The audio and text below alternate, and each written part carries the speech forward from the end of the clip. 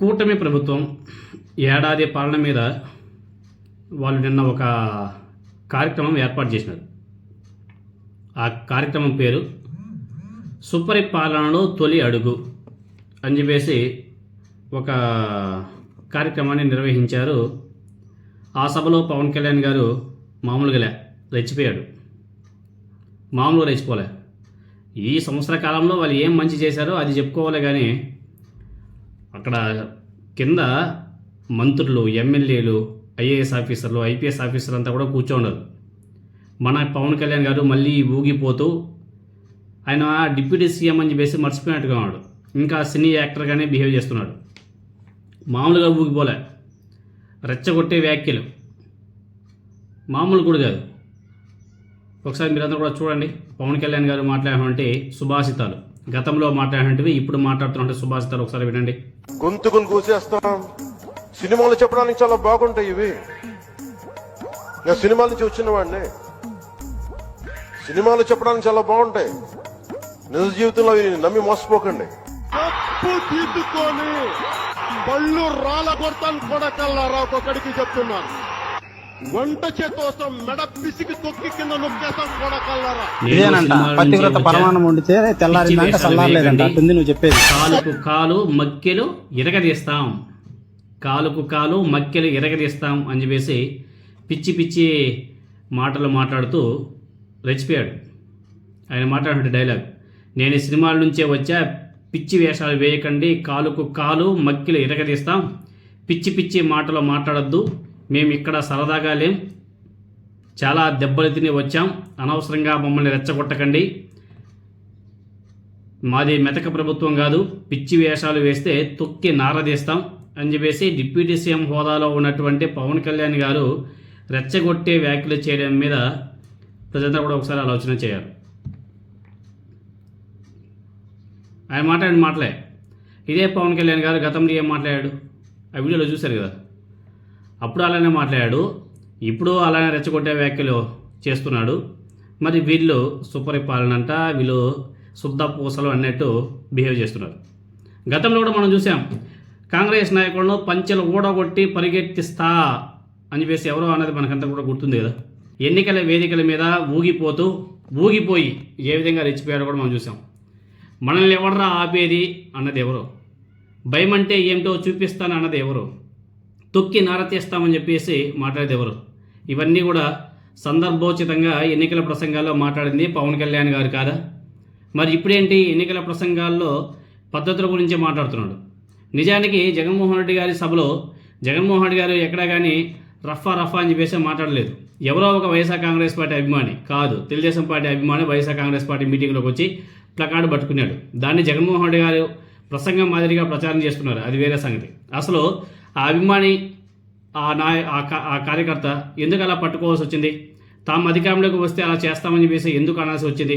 రాష్ట్రంలో ప్రస్తుతం కక్ష సాధింపు రాజకీయాలు నడుస్తున్నాయి కదా, దాంట్లో భాగంగానే కదా వాళ్ళు పట్టుకుంది. అది కాదని చెప్పేసి అనగలరా?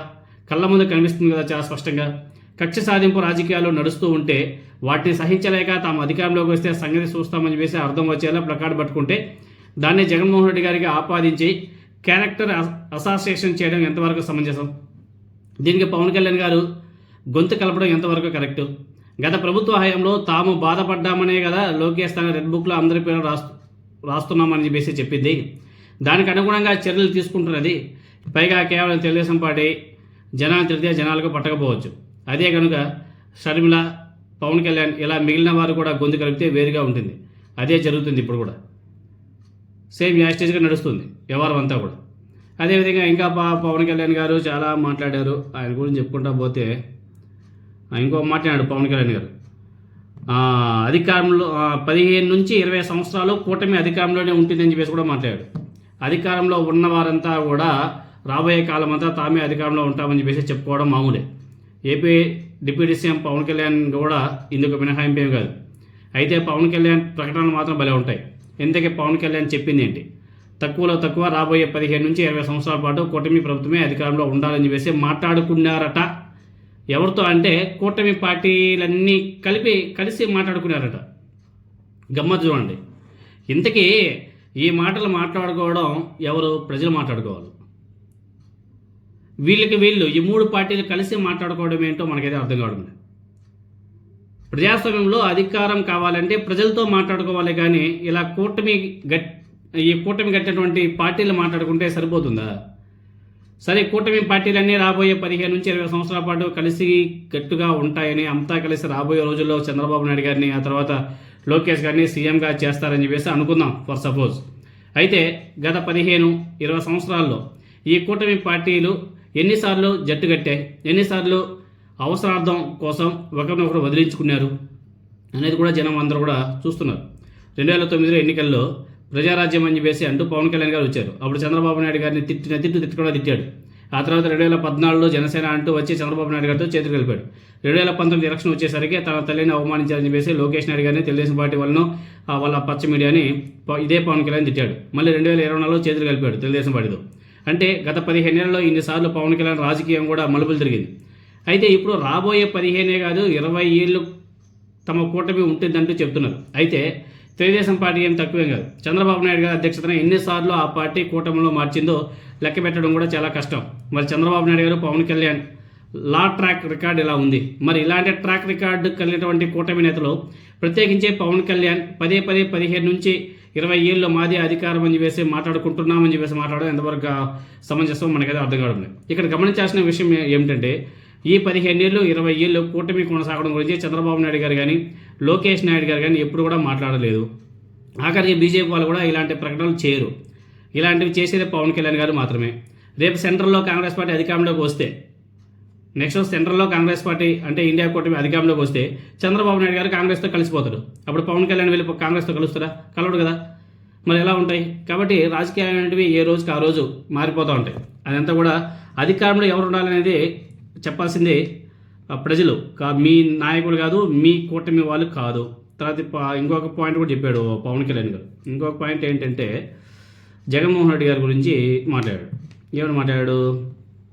వైసీపీ ప్రభుత్వం మళ్ళీ రాదు, మళ్ళీ వైసీపీ ప్రభుత్వం వచ్చే ప్రసక్తే లేదని చెప్పేసి పవన్ కళ్యాణ్ గారు స్పష్టం చేశారు. మరోసారి ఆ ప్రభుత్వం వస్తే ఏమవుతుందో అని చెప్పేసి చాలామంది అనుకుంటూ ఉండొచ్చు. కానీ ఆ ప్రభుత్వం మళ్ళీ రాదు. మరో 15 నుంచి 20 ఏళ్ళు కూటమి ప్రభుత్వం అధికారంలో ఉంటుంది. గత ప్రభుత్వం అరాచకాలను తట్టుకునే శక్తి ప్రజలకు లేదు. ఐక్యతను చెడగొట్టుకునే ఉద్దేశం నాతో పాటు కూటమి నాయకులకి ఎవరికి కూడా లేదు లేదు లేదు అని చెప్పేసి పవన్ కళ్యాణ్ గారు పదే చెప్పడం జరిగింది. ఈ నిర్ణయాన్ని పవన్ కళ్యాణ్ గారు మార్చుకుంటే చాలా బాగుంటుంది. అంత పెద్ద గొప్ప నిర్ణయం తీసుకుంటే, అంత కఠిన నిర్ణయం తీసుకున్నారంటే ఒకసారి ఆశ్చర్యపడాల్సిన విషయం కూడా ఉంది. అంత పెద్ద కఠిన నిర్ణయాలు తీసుకుంటే చాలా కష్టం కదా. అదేవిధంగా ఇంకొక పాయింట్ ఏమంటే, పవన్ కళ్యాణ్ గారు గుర్తుపెట్టుకోవాలి, 2019 ఎలక్షన్ ముందు కూడా వైసీపీ అధికారంలో రాదు అని చెప్పేసి బల్లగుద్ది బరి చెప్పాడు. అసలు పవన్ కళ్యాణ్ గారు ఏది అనుకుంటాడో అది జరగదు. రాదు అన్నాడు. వైఎస్ఆర్ కాంగ్రెస్ పార్టీ 151 సీట్లతో భారీ మెజారిటీతో గెలిచిపోయింది. మళ్ళీ పవన్ కళ్యాణ్ గారు అదే మాట మాట్లాడుతున్నాడు, వైసీపీ రాదు అనేసి.